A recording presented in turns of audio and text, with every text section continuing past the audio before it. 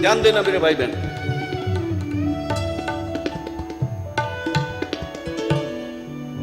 बुद्धि बहुत आवश्यक है। जीवन में बुद्धि हो, बुद्धि की आलोचना नहीं है,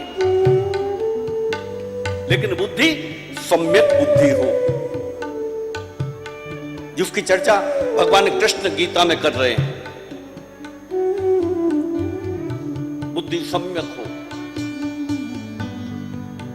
बुद्धि भी दो प्रकार की है, एक उग्र बुद्धि है, एक मंद बुद्धि। उग्र बुद्धि कैसी?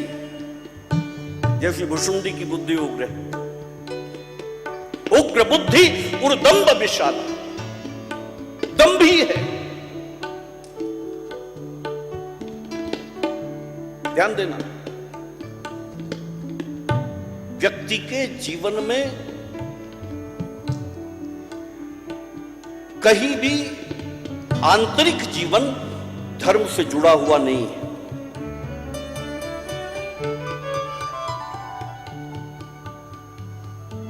लेकिन अपने आप को बुद्धि से धार्मिक सिद्ध करना, वो उग्र बुद्धि है। जानता है कि ये असत्य है, ये झूठ है, लेकिन अपनी उग्र बुद्धि से अपने आप को प्रमाणिक सिद्ध कर देना, इसका नाम उग्र बुद्धि।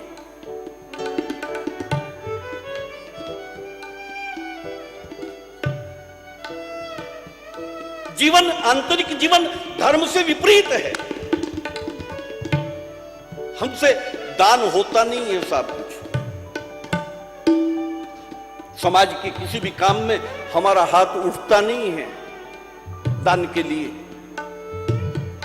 कुछ छूटता नहीं है हाथ से, लेकिन अपने आप को समाज में किसी ना किसी रूप में दानवीर सिद्ध कर देना, यह उग्र बुद्धि।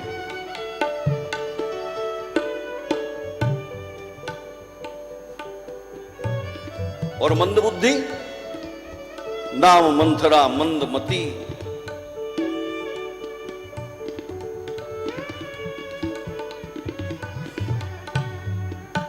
उग्र बुद्धि का एक लक्षण और है कि आप कहें कुछ भी, आप कोई भी दृष्टांत दें, आप कोई भी बात कहें, व्यक्ति, दंभी व्यक्ति उसका अर्थ अपने ढंग से निकालता है। आप कुछ भी कहें, उसका अर्थ जो होगा वो अपने हिसाब से निकालता है। मैं एक बार कथा कर रहा था, कलकत्ता में कथा थी।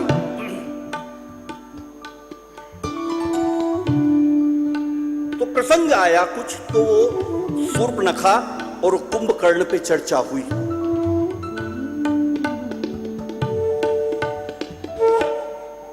कथा विराम पाई। हम बाहर गए, गाड़ी में देखा तो गाड़ी में यजमान खुद बैठे थे ड्राइवर सीट पे।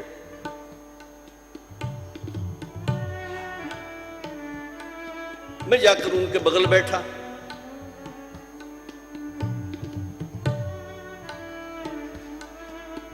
मैंने उनसे कहा कि चलो भैया, तो उसने जवाब दिया कि महाराज जी चलता हूं, अभी शूर्पणखा नहीं आई है। उसकी पत्नी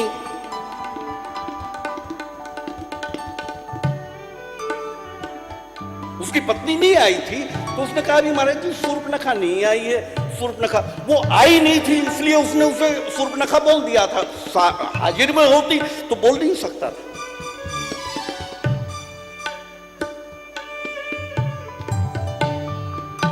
कुछ देर बाद वो भी आ गई और वो पीछे वाली सीट पर बैठी।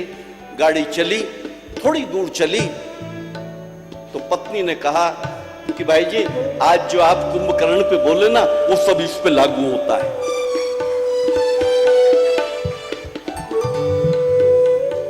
तो आप कहो कुछ भी,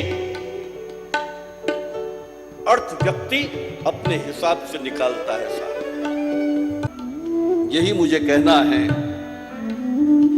कि निंदा से दंभ तक की जो यात्रा है, इसमें साधक को सावधान रहना चाहिए साहब।